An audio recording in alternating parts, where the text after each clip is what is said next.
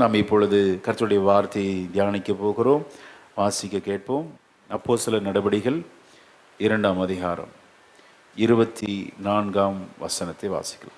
தேவன் அவருடைய மரண உபாதிகளின் கட்டை அவிழ்த்து அவரை எழுப்பினார். அவர் மரணத்தினால் கட்டப்பட்டிருக்க கூடாதிருந்தது. அல்லேலூயா. கண்களை மூடி நாம் ஜெபிக்கலாம். பரிசுத்தமுள்ள நல்ல பிதாவே, அப்போஸ்தலர் நடபடிகளின் பேதுருவினுடைய முதல் பிரசங்கம் சுவாமி, அந்த பிரசங்கத்தில் சொல்லப்பட்ட இந்த வார்த்தை இன்றைக்கு நாங்கள் தியானிக்க போகிறோம். நீர் பேசும், நாங்கள் கேட்கிறோம். இயேசுவின் நாமத்தில் ஜெபிக்கிறோம் நல்ல பிதாவே, ஆமென். அல்லேலூயா. இந்த மரண உபாதிகளின் கட்டை அவிழ்த்து, கவனிங்க, இது எதை குறிக்கிறது என்றால், ஒரு உபாதை என்பது பிரசவ வேதனையை குறிக்கிறது. எப்படி ஒரு நிறைய மாத கர்ப்பத்தை பெற்றிருக்கிற ஒரு ஸ்திரீயானவள் தொடர்ந்து தன் வயிற்றுக்குள் அந்த கருவை எப்படி வைத்திருக்க முடியாதோ, அதை போல மரணத்தை ருசி பார்த்த ஆணுடைய சரீரத்தை பெரிய கல் தடை செய்ய முடியவில்லை. அல்லேலூயா. பெரிய சங்கிலிகள் தடை செய்ய முடியவில்லை. காவலர்களின் அந்த காவல் ஒருபோதும் தடை செய்ய முடியவில்லை. ஏனென்றால் இந்த உபாதிகளின் கட்டை அவிழ்த்தவர் பரிசுத்த ஆவியானவர். அல்லேலூயா. இங்கே திருத்துவம் வெளிப்படுகிறது பாருங்க. தேவன் என்பது பிதாவை குறிக்கிறது, அவர் என்பது கிறிஸ்துவை குறிக்கிறது. கட்டை அவிழ்த்தது பரிசுத்த ஆவியானவர். அல்லேலூயா. நமது ஆண்டவர் பிதா, குமாரன், பரிசுத்த ஆவியானவராக முப்பரிநூலாக செயல்படுகிறவர். ஆமென். முப்பரிநூல் ஆறாது. அல்லேலூயா. நமது வாழ்க்கையிலும் ஸ்தோத்திரம், ஆண்டவரோடு பின்னி பிணைந்து வாழ்கிற வாழ்க்கை ஸ்தோத்திரம், யாரும் நம்மை கட்டி வைக்கவே முடியாது. ஆமென். மரணத்தின் கட்டை அவிழ்த்து, ஆக பிரசவ வேதனை படுகிற ஒரு கர்ப்பஸ்திரீனுடைய பிரசவத்தை டாக்டராலும் தடுக்க முடியாது, பிரசவ ஸ்ரீனாலும் தடுக்க முடியாது. அந்த மாதம் நிறைவுறும் போது அது வெளியே புறப்பட்டு வருகிறதை போல கர்த்தருடைய ஆவியானவர், ஆமேன், மரணத்தில் இருந்த இயேசு கிறிஸ்துவின் சரீரத்தின் கட்டை அவிழ்த்து, ஆமேன், சோத்திரம், மரணத்தினால் கட்டப்பட்டிருந்த இயேசுவை விடுதலை செய்தார். அல்லேலூயா.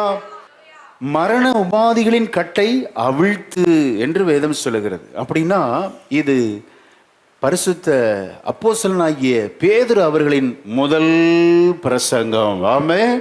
அவர் எழுந்து நின்று பிரசங்கித்த போது அந்த பிரசங்கத்தில் இருந்த கண்டென்ட் தான் இன்னைக்கு தியானிக்க போகிறோம்.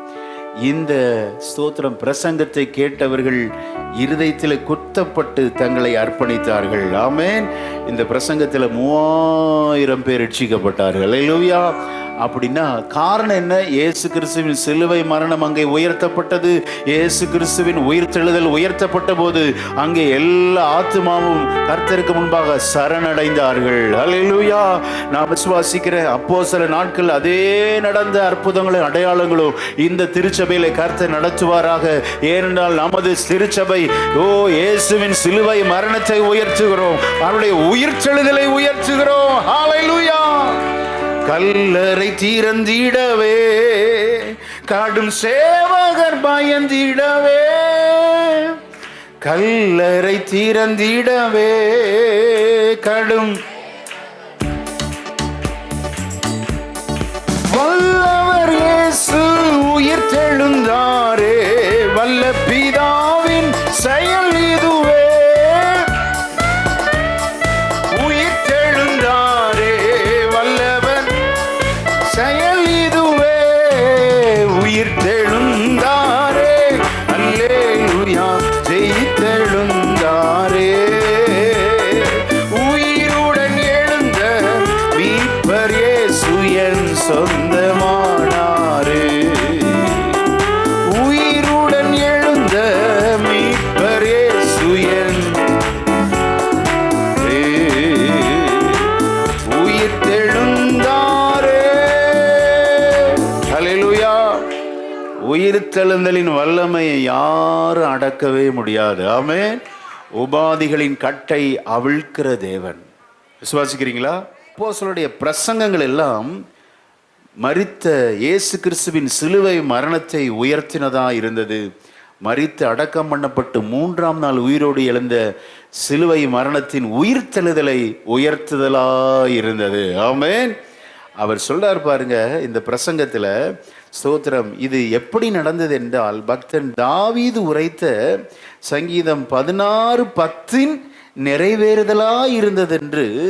ஸ்தோத்திரம், பழைய ஏற்பாட்டையும் புதிய ஏற்பாட்டையும் இணைத்து பிரசங்கிக்கிற பிரசங்கத்தில் அத்தனை வல்லமை உண்டு. ஆமென். 27ஆம் வசனத்தை வாசிக்கலாம். அப்போஸ்தலர் நடவடிக்கைகள் 2:27. என் ஆத்துமாவை பாதாளத்தில் விடீர், உம்முடைய பரிசுத்தர் அழிவை காண ஒட்டீர். இது யார் சொன்னது அப்படின்னா சங்கீதம் 16:10. அதை கோட் பண்ணி இந்த பேதுரு அவர் அழகாக பிரசங்கம் பண்றார். ஸ்தோத்திரம், 3 அந்த வசனம் சங்கீதம் 16:10 இங்கே 27 சொல்லிட்டு 29, 30, 31 3 வசனங்கள் அந்த 16:10 விளக்கமா சொல்றார். இப்ப வாசிக்கலாம். அப்போஸ்தலர் 2:29 வாசிங்க. சகோதரரே, கோத்திர தலைவனாகிய தாவீதை குறித்து நான் உங்களுடனே தைரியமாய் பேசுகிறதற்கு இடம் கொடுங்கள். அவன் மரணமடைந்து அடக்கம் பண்ணப்பட்டான். தாவீது மரணமடைந்து அடக்கம் பண்ணப்பட்டான். அவனுடைய கல்லறை இந்நாள் வரைக்கும் நம்மிடத்தில் இருக்கிறது. அவன் தீர்க்கதரிசியாய் இருந்து உன் சிங்காசனத்தில் வீற்றிருக்க மாம்சத்தின்படி உன் சந்ததியிலே கிறிஸ்துவை எழும்ப பண்ணுவேன் என்று தேவன் தனக்கு சத்தியம் பண்ணினதை அறிந்தபடியால். பாத்தீங்களா, சங்கீதம் 16:10 சொல்லி அழுத்தமான ஒரு மெசேஜ் கொடுக்கிறார். தாவீது இறந்துட்டாரு, ஆனால் தாவீது ஒரு தீர்க்கதரிசி. ஆண்டவர் அவனுக்கு சத்தியம் பண்ணினார்.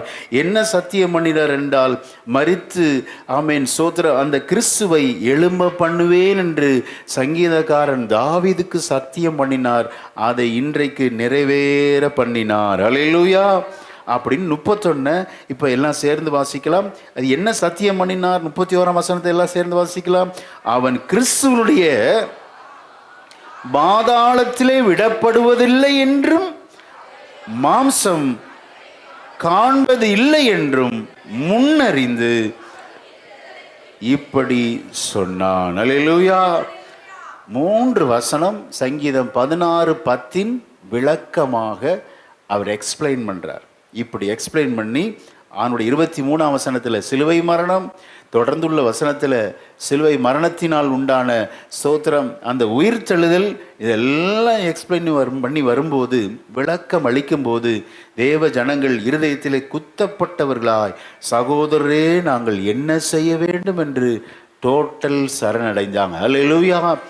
அப்படின்னா சிலுவை மரணத்திற்கும் மட்டுமல்ல உயிர்த்தெழுதலுக்கும் உள்ள ஆமேன் ஆழமான வல்லமையை இங்கே நம்ம காண முடிகிறது. ஆமேன்.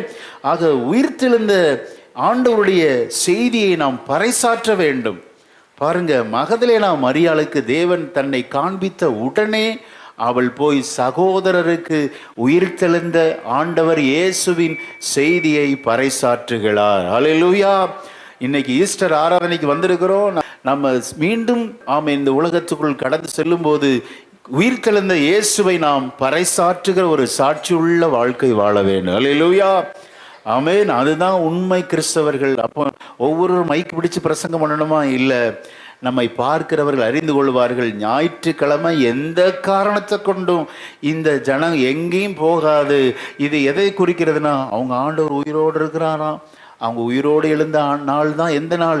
இந்த ஞாயிற்றுக்கிழமையா. அதனால தான் அவங்க ஞாயிற்றுக்கிழமை மிஸ் பண்ணவே மாட்டுக்கிறாங்கன்னு சொல்லி நம்ம ஒரு சாட்சியுள்ள வாழ்க்கை வாழ்வது ரெகுலராக இந்த ஞாயிற்றுக்கிழமை ஆராதனை நாம் ஆசரிக்கும் போது. அல்லேலூயா. சொல்லாமல் சொல்ல முடியுமா? எஸ். நமது வாழ்வை அநேகர் கவனிக்கிறார்கள். நமது செயல் வடிவை எல்லாம் கவனிக்கிறாங்க. ஞாயிற்றுக்கிழமை எந்த ஆர்டரும் எனக்கு வேண்டாம் அப்படி நீங்கள் ஒரு பொருத்தனை பண்ணி பாருங்க. ஞாயிற்றுக்கிழமை எந்த வேலையும் நான் செய்ய மாட்டேன், தேவனுடைய ஆலயத்தில் நான் கர்த்தரை ஆராதிப்பேன் என்று ஒரு பொருத்தனை பண்ணி பாருங்க. நீங்கள் சொல்லாமல் சொல்லுகிறவர்களாய் மாறுவீர்கள். நான் கர்த்தரை ஆராதிக்கிறவன், எங்கள் தேவன் மரித்த தேவன் அல்ல, மரித்து அடக்கம் பண்ணப்பட்டு 3ஆம் நாள் உயிரோடு எழுந்த ஞாயிற்றுக்கிழமை ஆராதனை நாங்கள் ஒருபோதும் தவறவிட மாட்டோம். அல்லேலூயா. என்றைக்கு நம்முடைய வாழ்க்கையிலே சிலுவை மரணம் உயர்த்தப்படுகிறதோ, என்றைக்கு நம்முடைய வாழ்க்கையிலே இயேசு கிறிஸ்துவின் உயிர்த்தெழுதல் என்ற இந்த ஞாயிறு ஆராதனை உயர்த்தப்படுகிறதோ, அன்றைக்கு எப்போது நம்முடைய வாழ்விலே ஆண்டுடைய உயிர்த்தெழுதின் வல்லமை நம்மால் ருசிக்க முடியும். விசுவாசிக்கிறீங்களா? அல்லேலூயா. உயிர்த்தெழுந்த ஆண்டவர் வெறும் நம்மளை சந்தோஷப்படுத்துறவர் மாத்திரம் அல்ல, ஆறுதல் அளிக்கிறவர். ஆமென். அழுது கொண்டு இருந்த மரியாளை பார்த்து கேட்கிறார், ஏன் அழுகிறாய்? ஆமென். அவருடைய வாயிலிருந்து உதிர்த்த எவ்வளோ ஆறுதலான வார்த்தைகள் பாருங்களேன். இன்றைக்கும் இந்த ஆராதனைக்கு நீங்கள் கண்ணீரோடு வந்திருக்கலாம். சில காரியெல்லாம் நடக்கலை, ஆமென், எல்லாம் கால தாமதமாகிறது, என்னுடைய வாழ்க்கையிலே கண்ணீரே எனக்கு வாழ்க்கையா என்று வந்திருக்கிற உங்களோடு ஆண்டவர் ஆறுதலின் தேவன் அன்றைக்கு எப்படி தோட்டக்காரராக தன்னை அறிமுகப்படுத்தி கொண்டு மரியாளோடு பேசினார். ஏன் அழுகிறாய்? அல்லேலூயா. நம்முடைய ஆண்டவர் டைரக்டா அப்படி நம்ம தன்னை வெளிப்படுத்துவாரா? பல நேரங்களில் 99% நமக்கு ஆண்டவர் அறிமுகப்படுத்தும் போது அந்நியராக வெளிப்படுத்துவார். ஆமென். அப்போ எந்த ஒரு ஸ்ட்ரேஞ்சரை நீங்கள் அற்பமாக நினைக்கிறக்கூடாது. உங்கள் வீட்டுக்கு யாராவது அந்நியராக வந்திருந்தா ஒருவேளை ஆண்டவர் உங்களை விசிட் பண்ணியிருக்கலாம். ஆமென். ஆண்டவர் எம்மாவூர் சீஷர்களுக்கு தன்னை எப்படி அறிமுகப்படுத்தினார்? அந்நியராக. அதே அதிகாரத்தில் சொல்லுகிறது, அப்புறம் போகிறவர் போல காணப்பட்டார். அல்லேலூயா. மரியாளுக்கு எப்படி தன்னை வெளிப்படுத்தினார்? தோட்டக்காரரை போல வெளிப்படுத்தினார். நமது ஆண்டவருடைய அந்த வெளிப்பாடு பாருங்க, அப்படியே சோத்திரம் 1000 வாட்ஸ் போட்டது போல வந்து திடீர்னு அப்படி தேவதூதன் வந்து தோன்றி அப்படி பிரைட்டா அப்படி எல்லாருக்கும் வெளிப்படுத்த மாட்டார். ஆகவே தான் ஏன் அப்படின்னா, நம்ம யாரையும் அற்பமாக நினைக்கக்கூடாது. அல்லேலூயா. தரக்குறைவாக நினைச்சிடக்கூடாது. சில நேரத்தில் அந்நியராக வெளிப்படுவார், தோட்டக்காரராக எளிமையாக வெளிப்படுவார், அப்புறம் போகிறவர் போல வெளிப்படுவார். ஆமீன். அவரை வருந்தி அழைத்தால் எம்மாவூர் சீஷரோடு உள்ளே வந்து பந்தி அமர்ந்து அப்பம் பிற்கும்போது காணாமல் போய்விட்டார். அல்லேலூயா. அப்போ ஆண்டவரை வருந்தி அழைத்தாதான் நம்ம கூடவே வந்து இருப்பார். ஆமேன். சோத்திரம். பல நேரங்களில் நான் விசுவாசிக்கிறேன், உங்களை என்னையும் ஆண்டவர் அந்நியராக நமக்கு வெளிப்படுத்தியிருக்கிறார். அல்லேலூயா. ஒரு தோட்டக்காரராக வெளிப்படுத்துகிற நல்ல தேவனை கரங்களை தட்டி ஆண்டவருக்கு மகிமை செலுத்துவோமா? அல்லேலூயா.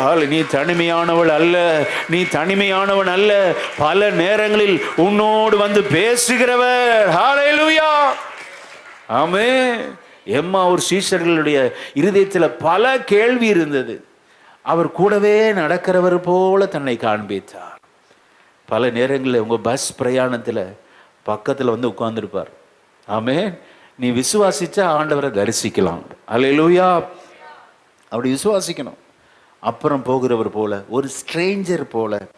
ஸ்தோத்திரம். உங்கள் கூடவே நடந்து வருகிற எம்மாவூர் சீஷரோட கூடவே நடந்தார். ஆமாம், உங்களுக்கு என்ன டவுட்டு சொல்லுங்கள் அப்படின்னு சொல்லி ஒரு பேச்சு கொடுத்து அவங்களுடைய இருதயத்தில் இருக்கிறதெல்லாம் வர வச்சு அதெல்லாம் கிளியர் பண்ணி, இன்னும் நீங்கள் அறியாமலாம் இருக்கிறீங்க, உங்களுக்கு இது கூட தெரியலையா என்று சொல்லி வேத வாக்கியங்களை பழைய ஏற்பாட்டிலிருந்து எல்லாம் பொறுக்கி எடுத்து ஆண்டவர் மிக அழகான ஒரு செர்மன் தான். எந்த செர்மன் அப்படின்னு எனக்கு பிடித்த ஒரு பிரசங்கம் அப்படின்னா, எம்மாவூர் சீஷருடைய அந்த சந்தேகத்தை நீக்கின ஒரு நல்ல பிரசங்கம். அல்லேலூயா. நான் விசுவாசிக்கிறேன், இன்றைக்கும் நீங்கள் வரும்போது பல சந்தேகங்களோடு வந்திருக்கலாம். ஆண்டவர் எங்கள் கூட இருந்தால் இப்படிலாம் நடக்கலாமா? ஆண்டவர் எங்கள் கூட இருந்தால் இப்படிப்பட்ட அவமானத்தை நான் சந்திக்கலாமா? சோத்திரம். இப்படிப்பட்ட ஒரு பெரிய எதிர்காலம் கேள்விக்குறியாக இருக்கிறது என்று எம்மாவூர் சீஷர்களை போல கலங்கி வந்திருக்கிறீங்க. கர்த்தர் உங்களோடு கூட நடக்கிறார். உங்கள் சந்தேகங்களை நீக்கும்படி நீங்கள் அழைத்தால் உங்கள் வீட்டில் வந்தும் உங்களோட அமர்ந்து உங்களோட பந்தி இருக்க தேவன் வல்லவராக இருக்கிறார். நல்ல கரங்களை தட்டி கர்த்தருக்கு மகிமை செலுத்துவோம். ஹல்லேலூயா, ஹல்லேலூயா, ஹல்லேலூயா. உங்கள் சந்தேகங்கள் எல்லாம் தீர்க்கப்படும். இந்த உயிர் தெளிந்த காலை வேளையில் சந்தேகத்தை எல்லாம் தீர்த்து உங்களை சந்தோஷப்படுத்தி அனுப்புகிறவர். ஹல்லேலூயா. அப்போஸ்தலருடைய பிரசங்கங்கள் எல்லாம் உயிர்த்தெழுதலை மையமாக இருந்தது. அப்போஸ்தலர் 4:33 வாசிக்கலாம். கர்த்தராகிய இயேசுவின் உயிர்த்தெழுதலை குறித்து அப்போஸ்தலர்கள் மிகுந்த பலமாய் சாட்சி கொடுத்தார்கள். அவர்கள் எல்லார் மேலும் பூரண கிருபை உண்டாயிருந்தது. அல்லேலூயா. மிகுந்த சாட்சி கொடுக்கணும். எந்த திருச்சபை கர்த்தருடைய உயிர்த்தெழுதலை கொண்டாடுகிறதோ அந்த திருச்சபை பலமாய் சாட்சி கொடுக்கிறவர்கள். ஆமென். அவர்களை சுற்றிலும் எதை சூழ்ந்து கொள்ளும்? கிருபை. ஆமென். வெறும் கிருபை அல்ல. என்ன கிருபை? Perfect grace. அந்த கிரேஸ், அமேசிங் கிரேஸ். அந்த கிருபை நமக்கு இருந்துச்சுன்னா இந்த உலகத்தில் நம்ம தைரியமாய் வாழ முடியும். அல்லேலூயா. ஆகவே தான் ஞாயிற்றுக்கிழமை உங்களுக்கு நாங்கள் கட்டாயப்படுத்துகிறோம். வேற ஒன்றும் இல்லைங்க. பலமாய் சாட்சி கொடுக்கணும். ஆண்டுடைய உயிர்த்தெழுதல் என்பது ஞாயிறின் காலை வேலை. ஆமென். அது கர்த்தருக்குரியது. அதை நம்ம எடுக்கக்கூடாது. பலமாய் சாட்சி கொடுக்கும்போது நம்மை சுற்றி அவன் கிறிஸ்தவத்தின் அந்த ஸ்பிரிச்சுவல் ரிச்னஸ், எப்படி வேர்ல்ட்லி ரிச்னஸ், இந்த உலக பிரகாரமான ரிச்னஸ் எது? பொன், பொருள், வெள்ளி, ஆமென், தங்கம், இதெல்லாம் பார்த்தீங்கன்னா காசு, பணம், இதெல்லாம் இந்த உலக பிரகாரமான ஆசீர்வாதத்தின் ரிச்னஸ். கிறிஸ்டியானிட்டியுடைய ரிச்னஸ் என்ன? கிறிஸ்தவத்தின் அந்த ரிச்னஸ் என்ன அப்படின்னா கிருபை. ஹல்லேலூயா. கிருபையை பெற்ற ஜனம் ஒரு நாளும் இடரல மாட்டார்கள். ஹல்லேலூயா. கிறிஸ்து நம்ம மத்தியிலே கிருபை உள்ளவராக இருப்பார். நமக்கு சான்ஸ் கொடுத்துக்கிட்டே இருப்பார், வாய்ப்பு கொடுத்துட்டே இருப்பார். அந்த கிருபையை நம்ம போக்கடிக்க கூடாது. ஆமென். கிருபையை பயன்படுத்துகிற ஜனமாக இருக்கணும். அப்போஸ்தலர்கள் பலமாய் சாட்சி கொடுத்தார்கள். இப்போ ஆமென். 1 தெசலோனிக்கேயர் 4:14 வாசிக்கலாம். 1 தெசலோனிக்கேயர், தெசலோனிக்க சபைக்கு இருந்த டவுட்டு பாருங்க, அதை ரொம்ப கிளியர் பண்றார் பரிசுத்த பவுலடிகளார். தெசலோனிக்க சபைக்கு சில சந்தேகம் இருந்தது. என்ன சந்தேகம்? ஆமென். 4:14 வாசிக்கலாம். இயேசுவானவர் மரித்து பின்பு எழுந்திருந்தார் என்று விசுவாசிக்கிறோமே. அப்படியே இயேசுவுக்குள் நித்திரையடைந்தவர்களையும் தேவன் அவரோட கூட கொண்டு வருவார். பாத்தீங்களா? அப்படியே. அந்த வார்த்தையை நல்லா ஹைலைட் பண்ணிக்கணும். எப்படியே? கிறிஸ்து அடக்கம் பண்ணப்பட்டு 3ஆம் நாள் உயிரோடு எழுந்திருந்தார் என்று இஸ்ரேலில் போய் பார்த்துட்டு வந்தோமா? சொல்லுங்க பார்ப்போம். இன்றைக்கும் இஸ்ரவேலில் ஆணுடைய கல்லறை திறந்த கல்லறையாக இருக்கிறது. ஹல்லேலூயா. ஆனால் யாரும் பார்க்கல.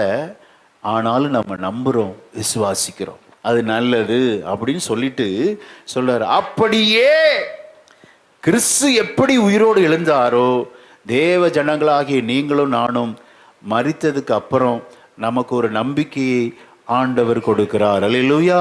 கிறிஸ்துவை பின்பற்றுகிற கிறிஸ்தவர்கள், கிறிஸ்துவுக்குள் வாழ்கிறவர்கள், ஸ்தோத்திரம். நாம் மரித்து போவது நமது சரித்திரம் அல்ல. மரித்து அடக்கம் பண்ணப்பட்டு ஆமென் ஸ்தோத்திரம் மீண்டும் நாம் உயிரோடு எழுவது கிறிஸ்தவத்தின் பெரிய நம்பிக்கை. அல்லேலூயா.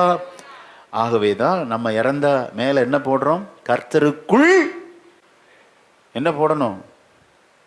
இன்னைக்கு பார்த்தீங்கன்னா பூத்தது அப்புறம் உதிர்ந்ததுன்னு போடுறாங்க புறஜாதிகள். அந்த மரண செய்தி எப்படி சொல்கிறாங்க? பூத்தது, மலர்ந்தது, உதிர்ந்தது அப்படிங்கிறான். உதிர்ந்துச்சுன்னா அவ்வளோதான், மண்ணோட மண்ணாக போயிடுச்சு. அதுக்கப்புறம் இன்னொரு வாய்ப்பு இருக்கா? இல்லை. ஆனால் கிறிஸ்தவத்துக்கு மட்டும்தான் ஒரு வாய்ப்பு இருக்கிறது. கர்த்தருக்குள் நித்திரை அடைந்தார். ஆமென். மரணம் அடைந்தார்னு சொல்லலை, நித்திரை அடைந்தார். நித்திரைனா என்ன? அவர் தூங்கிட்டு இருக்கிற மாதிரியே இருக்கும். பார்த்தீங்களா? நிறைய பேர் சொல்லுவாங்க, டெட் பாடியை பார்த்து என்ன சொல்லுவாங்க?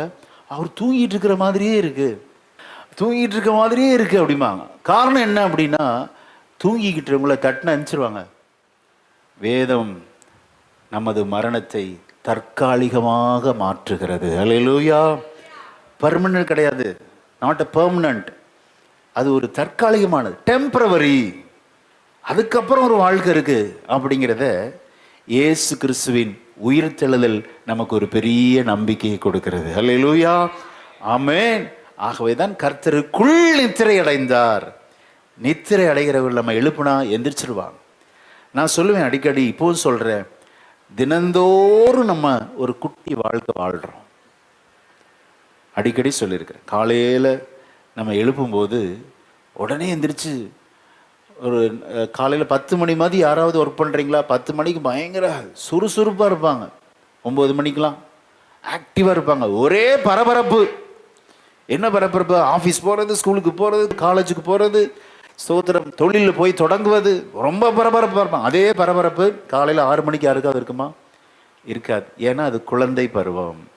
குழந்தை பருவம் பாருங்கள், அது எந்திரிச்சு உட்காரும், அதுக்கப்புறம் நடக்கிறதுக்கு ஒரு ஸ்டேஜு, அவன் அப்படி ஒரு டைம், இட் டேக்ஸ் டைம். அதுக்கப்புறம் தான் நல்ல ஸ்தோத்திரம் கொஞ்சம் வளர்ந்த உடனே ஓட்டம், என்ன ஓட்டம் ஓடுது பாஸ்டர், ஆக்டிவாக இல்லைன்னு சொல்கிறேன். ஆக்டிவான்னு ஜாப் பண்ண உடனே இவனை போல் ஆக்டிவ், ஹைப்பர் ஆக்டிவ் ஆகிட்டான் பாஸ்டர் அப்படிங்கிறாங்க. பயங்கர சுறுசுறுப்பு உடனே வந்துடுதா? இல்லை, குழந்தை பருவத்தில் அது உட்காருது, தவழ்து, அதுக்கப்புறம் எந்திரிச்சு நிற்கிது. அப்போ காலை பருவம் ஒரு குழந்தை பருவம்.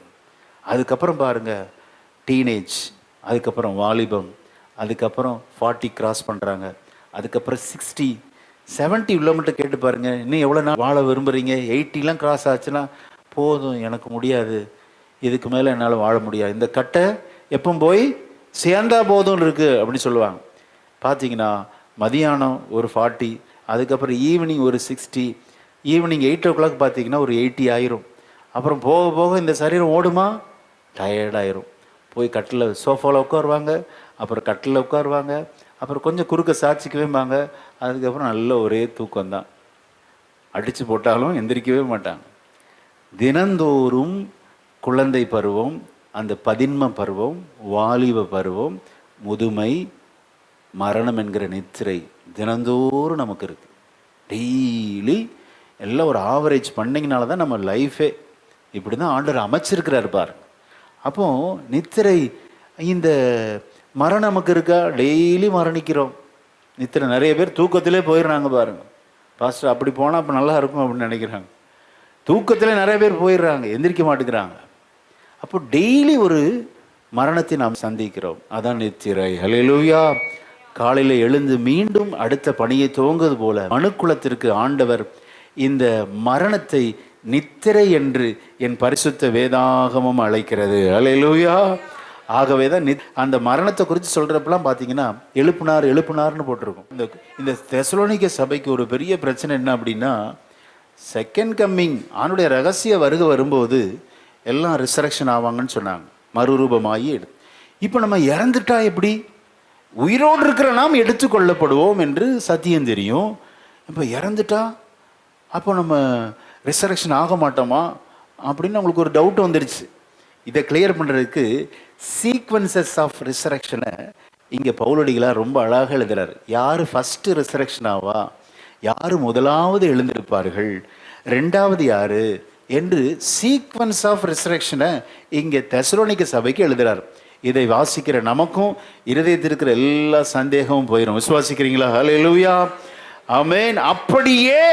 எப்படியே இயேசு மரித்தோரிலிருந்து எழுந்த முதல் பலனானார். ஹல்லேலூயா. கொரிந்து சபைக்கு அதை எழுதியிருக்கிறார். 1 கொரிந்தியர் 15 எடுத்துக்கோங்க, 15-20 வாசிக்க கேட்போம். கிறிஸ்துவோ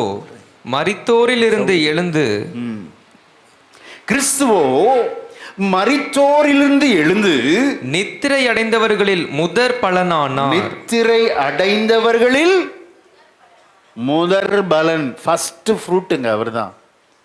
நமக்கு நல்ல மாதிரியை கற்பித்து வைத்து போயிருக்கிறார். முதற் பலன் கர்த்தர்.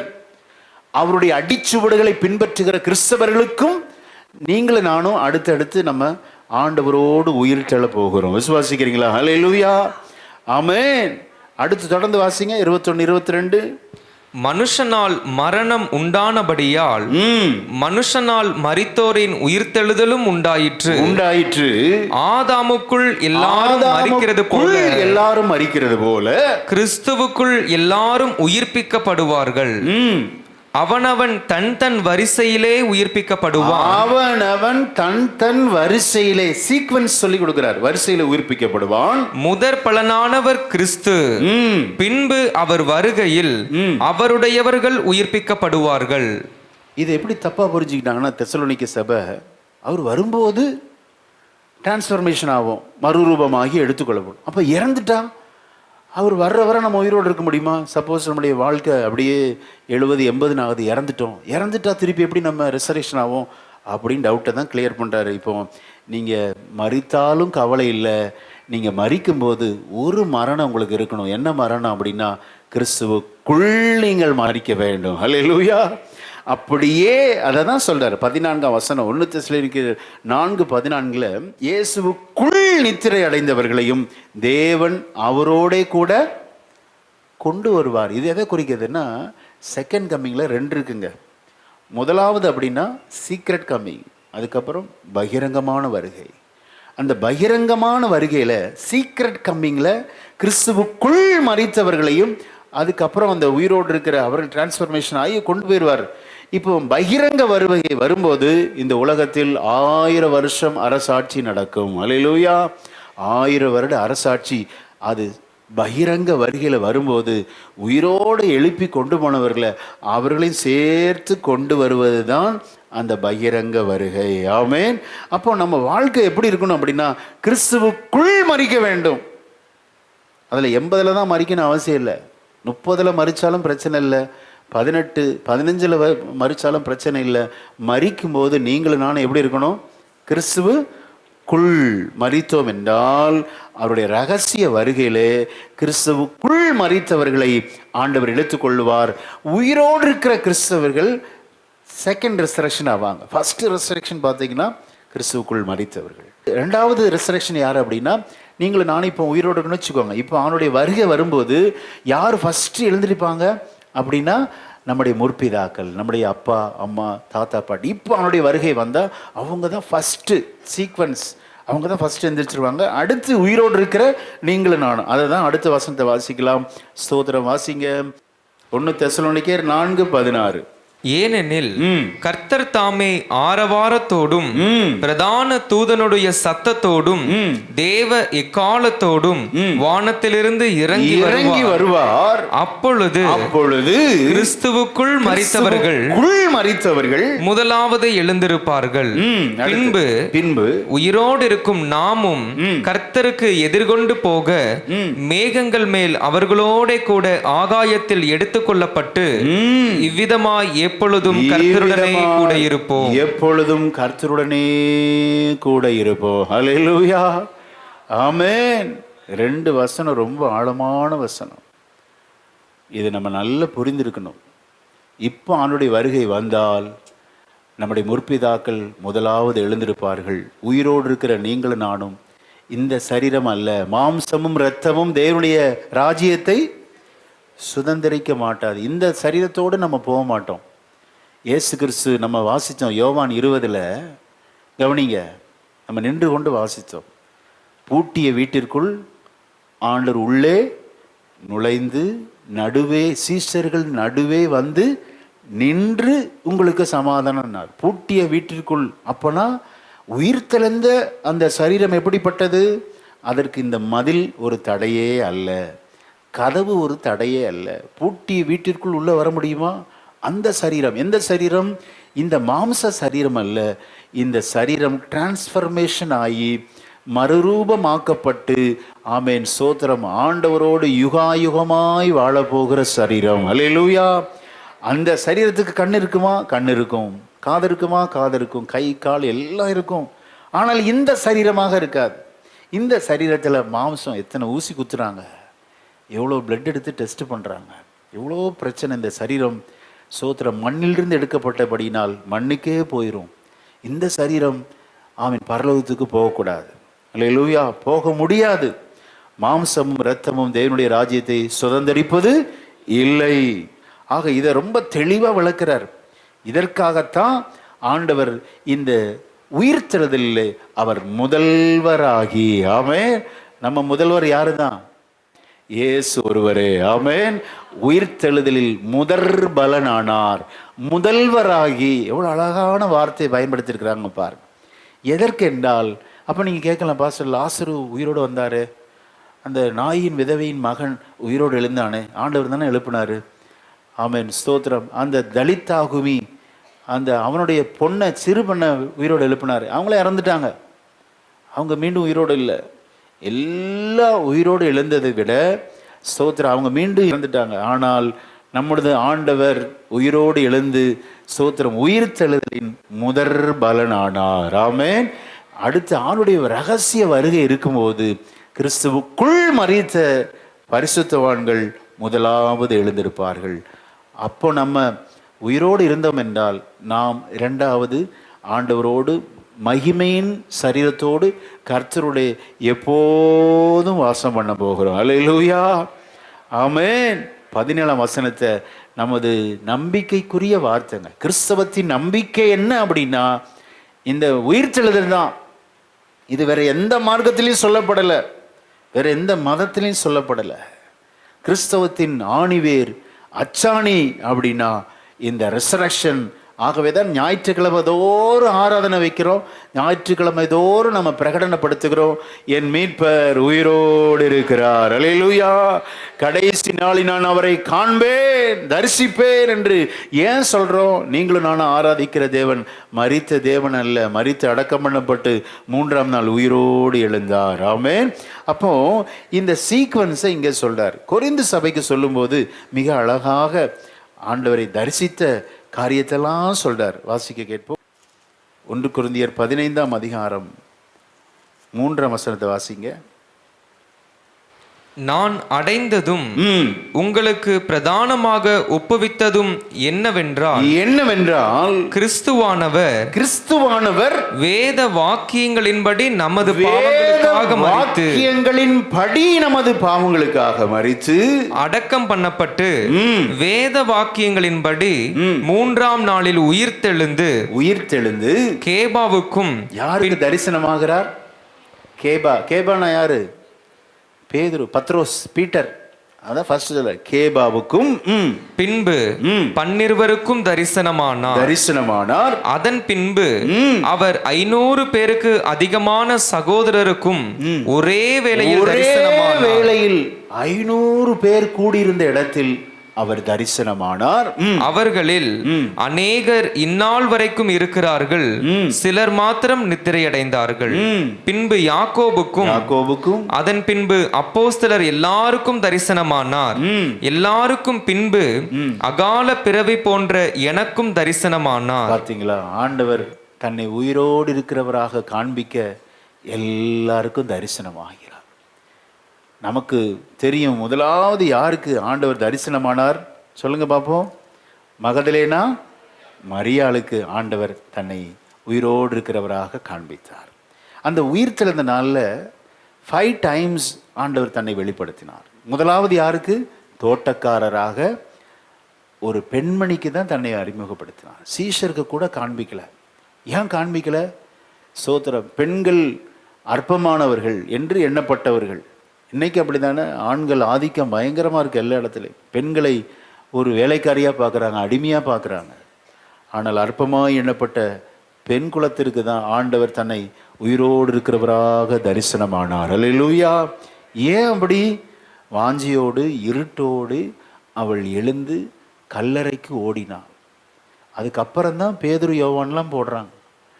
ஒரு கல்லறைக்கு இருட்டோட எந்த ஒரு பெண் போவாளா அப்படின்னா இல்லை.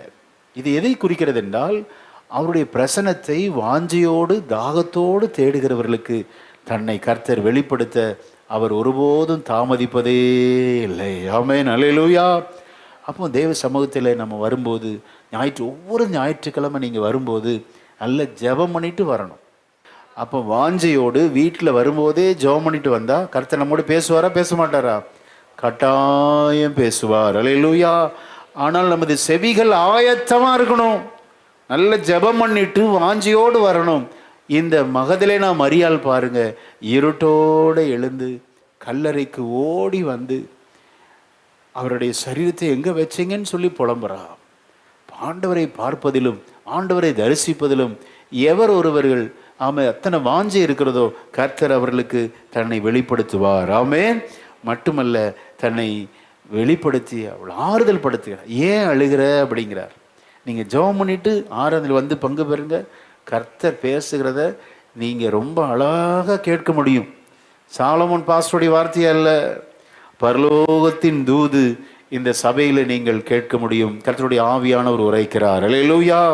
இப்போ வாஞ்சையும் தாகமும் அந்த ஆத்ம அந்த ஏக்கம் இருக்கணும். அது இருந்தால் ஆண்டவர் பேசுவார். மகதலேனா மரியாளுக்கு முதலாவது தன்னை வெளிப்படுத்தினாள். இரண்டாவது பெண்களுக்கு தான். இங்கே பெண்கள் கூட்டமாக போகிறாங்க. யார் கூட? மகதலேனா மரியா கூட. யோவான் சொல்லலை, மத்தேயு சொல்கிறார். மத்தேயு 28:1 வாசிங்க.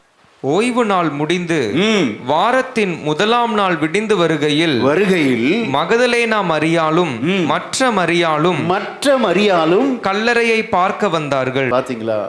மற்ற மரியாளும்.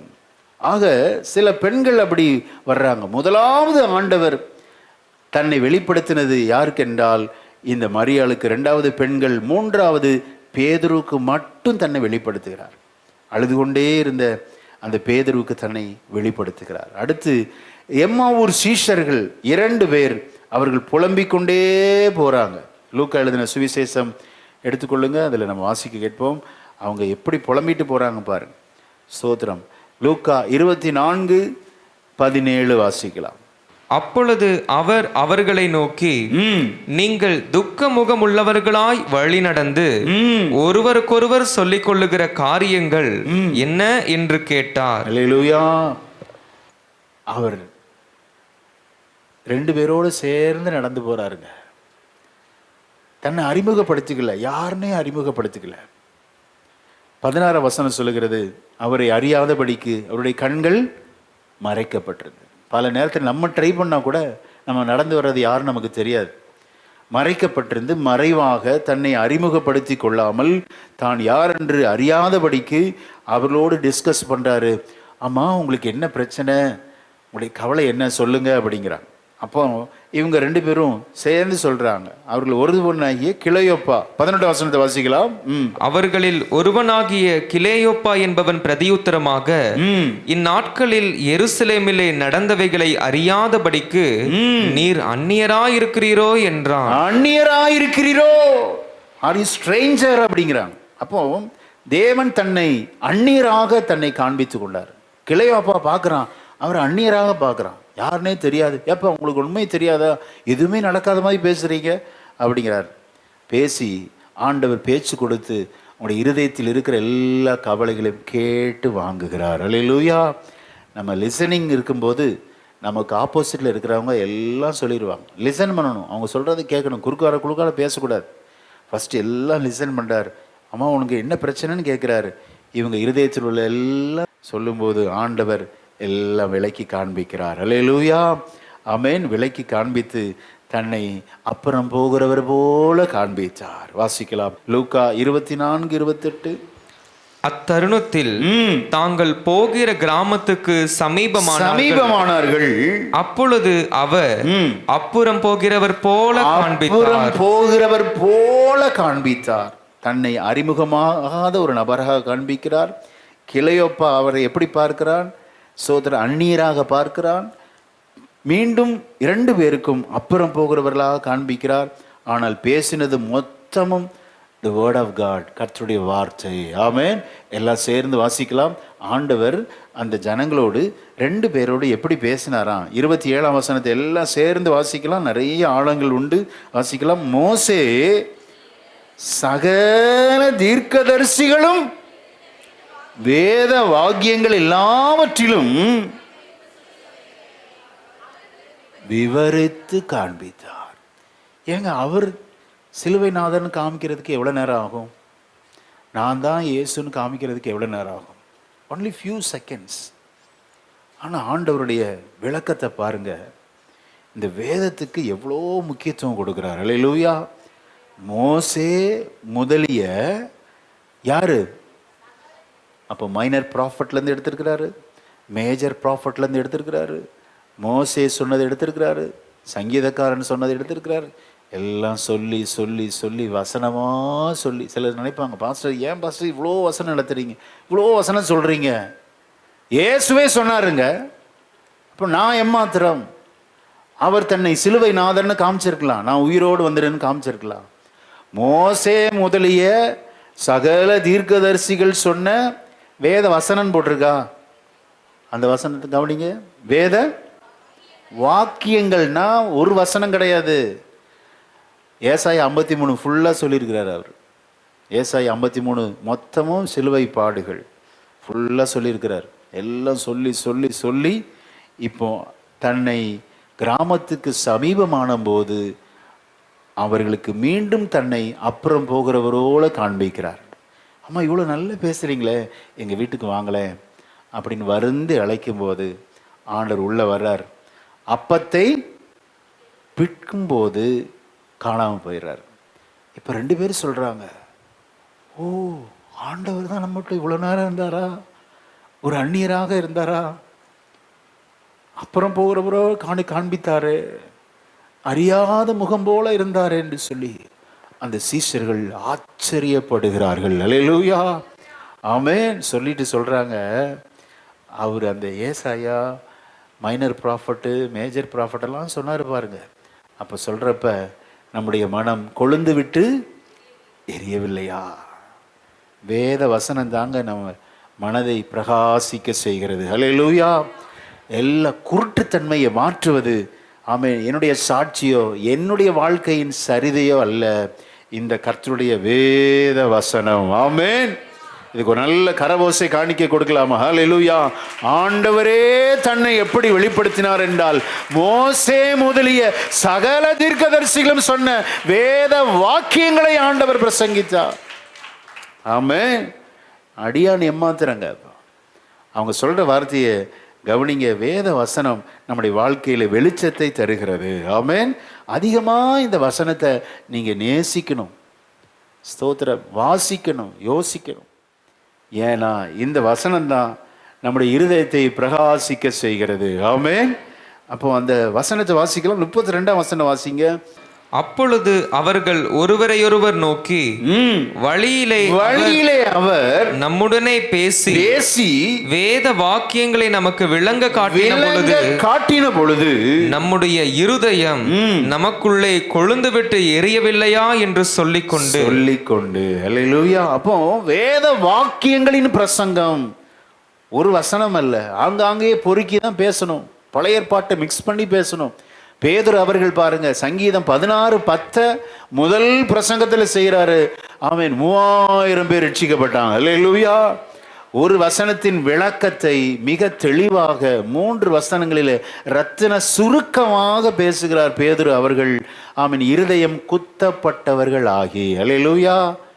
அப்போ ஒரு பிரசங்கத்தில் என்ன செய்யணும்? இருதயம், பாஸ்டர் எங்களையே குத்தி குத்தி பேசுகிறாரு இப்படி சொல்லிட்டு சர்ச்சை விட்டே போயிடுறாங்க. என்னத்தை சொல்றது? குத்தி பேசினாதான் உண்மையான பிரசங்கம். அல்லேலூயா. இருதயம் குத்தப்பட்டவர்களாகி. குத்தலைன்னா உன் இருதயம் கடின இருதயம்னு அர்த்தம். கடின இருதயம் எதற்குமே செவி கொடுக்காது. என்னமோ பேசுங்க சாமி, நீங்க பேசுங்க, நாங்கள் கேட்டுகிட்டே இருப்போம். உள்ளே போனால் தானே பிரச்சனை, கீழ்ப்படிஞ்சாதானே பிரச்சனை. தயவுசெய்து சொல்கிறேன், ஒவ்வொரு வார்த்தையும் நம்மை உருவாக்குகிற வார்த்தை. அல்லேலூயா. திருச்சபையை சாதாரணமாக நினச்சிடாதீங்க. திருச்சபை பட்டறை நம்மை உருவாக்குகிறது. ஒரு இரும்பு, சாதாரண இரும்பாக தான் வருது. அந்த கொல்லன் என்ன செய்யறான்? அக்கினியில் வைக்கிறான், எடுக்கிறான். 2 பேர் சுத்தியலை வச்சு போடுன்னு போட்டு தள்ளுறாங்க. அந்த இரும்பே போயிருதுன்னு பார்த்தா, அது ஆறுன உடனே பார்த்தா ரொம்ப அழகான ஒரு கருவியாய் மாற்றப்படுகிறது. ஆமென்.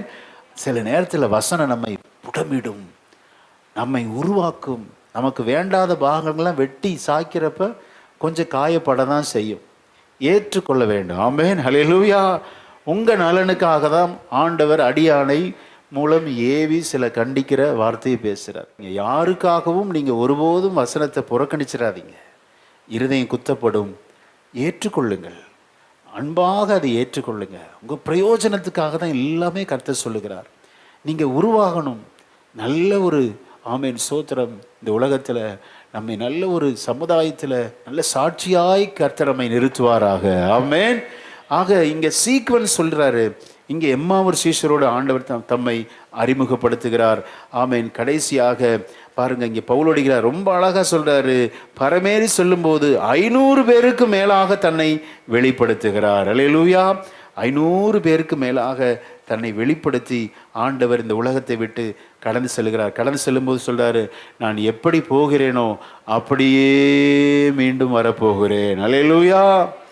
ஆமென். நீங்கள் எப்படி இப்போ வானத்தை அண்ணாந்து பார்த்து என்ன வழி அனுப்புகிறீங்க, இதே போல் நீங்கள் வானத்தை அண்ணாந்து பார்க்கும்போது மீண்டும் நான் வருவேன், வந்து ஸ்தோத்திரம் கர்த்தருக்குள் மரிப்பவர்களை முதலாவது எடுத்துக்கொள்வேன், உயிரோடு கர்த்தருக்குள் வாழ்கிறவர்கள். ஆமென். கர்த்தருக்குள் வாழ்கிறது என்னவென்றால், பஸ்ஸில் போகிறோம், பஸ்ஸுக்குள் தான் பிரயாணம் பண்ணுறோம். பஸ்ஸுக்கு வெளியே ஆமாம், சிலர் அப்படி தான், வாலிபர்லாம் கை மட்டும்தான் அங்கே இருக்குது, உடம்புலாம் வெளியே இருக்குது, போகிறப்ப ஒரு அடி தான், அவ்வளோதான், ஸ்பாட் அவுட்டு. கர்த்தருக்குள்னா பஸ்ஸுக்குள்ளே இருக்கணும், உள்ளே இருந்தால் தான் சேஃப்டி, வெளியே தொங்கிட்டும் வரக்கூடாது.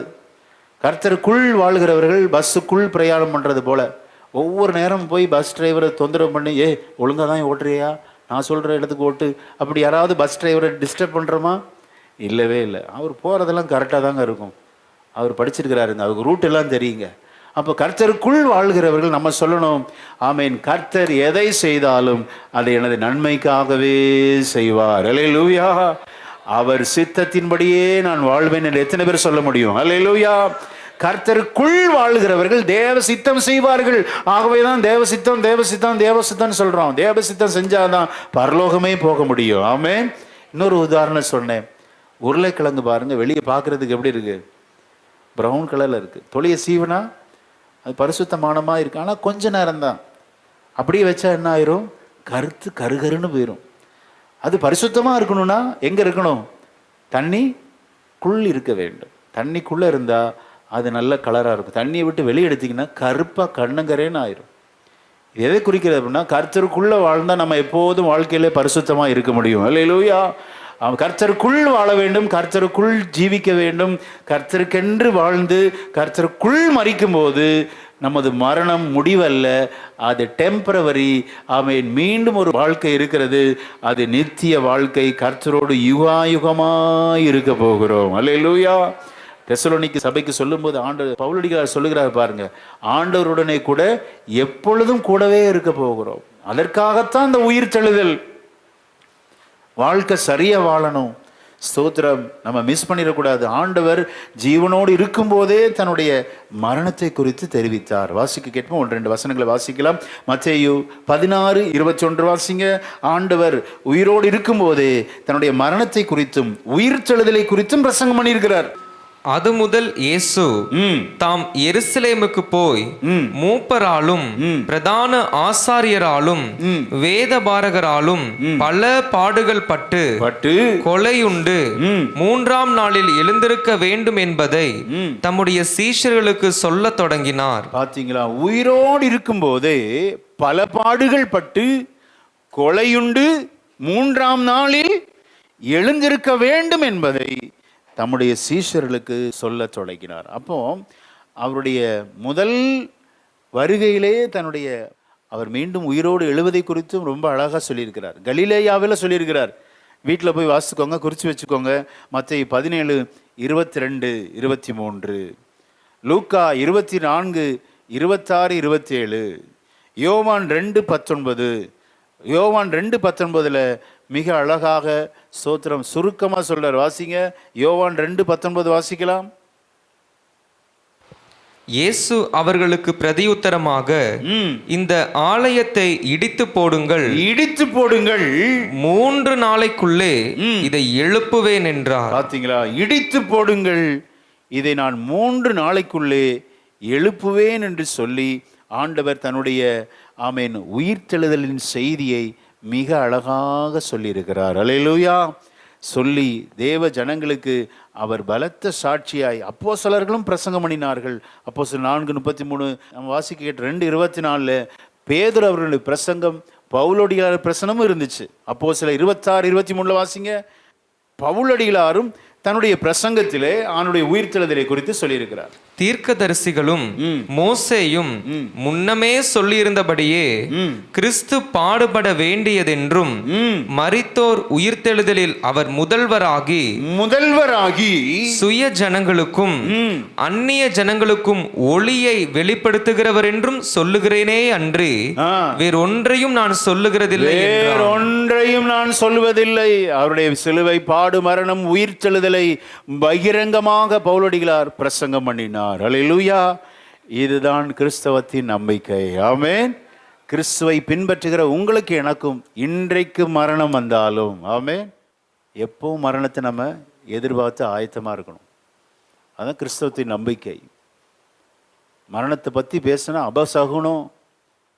மரணத்துக்கு அப்புறம் குடும்பம் நல்லா இருக்குன்னு சொல்லி இன்வெஸ்ட் பண்ணுறோமே, ஆவிக்குரிய வாழ்க்கைக்கு என்ன நம்ம முதலீடு செய்திருக்கிறோம்? ஆவிக்குரிய வாழ்க்கையில் நம்முடைய மரணத்துக்கு அப்புறம் யுகாயுகமாய் ஆண்டவரோடு கூட வாழப்போகிறோம். அல்லேலூயா. கர்த்தருக்குள் மரிக்க வேண்டுங்க. மரணத்தை யாரும் விரும்ப மாட்டோம். மரணத்தை பற்றி பேசினா அபசகுனம்னு சொல்கிறோம். ஆனால் கிறிஸ்தவத்தின் நம்பிக்கை இதுதான், மரணத்துக்கு அப்புறம் ஒரு வாழ்க்கை உண்டு. மரணம் ஒரு முடிவு அல்ல, அது நிரந்தரம் அல்ல, தற்காலிகமானது என்பதை நிரூபணம் செய்யதான் ஆண்டவராக இயேசு ஞாயிற்றுக்கிழமை அதிகாலையிலே இருட்டோடு உயிரோடு எழுந்தார். அல்லேலூயா, ஆமென். மரணத்தை மறந்த மனிதன், மனிதனை மறக்காத மரணம் எப்போது வேண்டுமானாலும் வரலாம், எங்கும் வரலாம், எந்த ரூபத்தில் வரலாம், யாருக்கு தெரியும்? ஆனால் ஒன்றை நாம் தெரிந்து கொள்ள வேண்டும், எப்படி எந்த ரூபத்தில் வியாதியோ அல்லது எந்த ரூபத்தில் வந்தாலும் நான் ஏற்றுக்கொள்ள ஆயத்தமாக இருக்கிறேன். ஏனென்றால் நான் கிறிஸ்துவுக்குள் வாழ்கிறேன். அல்லேலூயா. கிறிஸ்துவானவர் தன்னை முதல்வராக வெளிப்படுத்தியிருக்கிறார். மரணம் கிறிஸ்தவனுக்கு முடிவு அல்ல, அது ஒரு மிகப்பெரிய ஒரு துவக்கம் என்பதை இயேசுவின் சிலுவை பாடு மரணம் தெரிவிக்கிறது. ஆமென். உயிர்த்தெழுதல் அதை நம்மை அழைக்கிறது. அவர் வாழ்ந்தபடியே வாழணும். அல்லேலூயா. ஒரே ஒரு தீர்மானம் வாழணும். என்ன தீர்மானம்? நான் கிறிஸ்துவுக்குள் வாழ்வேன். அல்லேலூயா. கிறிஸ்தவனாய் இருப்பேன், ஆண்டவருக்குள்ள பரிசுத்தமாய் என் ஜீவியத்தை காத்துக்கொள்வேன். ஆமீன். கிறிஸ்து மரணத்தின் உயிர்த்தெழுதலை தெரிவிப்பதுதான் ஒவ்வொரு ஞாயிற்றுக்கிழமை ஆராதனை. அல்லேலூயா. இதை நம்ம வாழ்கிற பகுதிக்கு, தொழில் செய்கிற இடத்துல நம்ம பிறருக்கு அறிவிப்போம் என்றால் நம்மை சுற்றி கிருபை சூழ்ந்து கொள்ளும். ஆமென். ஒரு வசனத்தை எல்லாரும் எழுந்து நின்று வாசித்து இதை நம்ம கடைபிடிக்க வேண்டும். மரிக்கிற வரை நாம் இந்த வசனத்தை நம்ம கடைபிடிக்க வேண்டும். அப்போஸ்தலர் 4:33 எல்லாம் சேர்ந்து வாசிக்கலாம். கர்த்தராகிய இயேசுவின் உயிர்த்தெழுதலை குறித்து அப்போஸ்தலர்கள் மிகுந்த பலமாய் சாட்சி கொடுத்தார்கள். அவர்கள் எல்லார் மேலும் பூரண கிருபை உண்டாயிருந்தது. அல்லேலூயா. ஆக நீங்களும் நானும் இயேசுவின் உயிர்த்தெழுதலை சாட்சி கொடுக்கும்போது நம்மை கிருபை கைவிடவே விடாது. நமக்கு அநேக வாய்ப்புகளை கொடுத்து ஆண்டவரோடு கூட வைப்பது கர்த்தருடைய கிருபை. ஆமென்.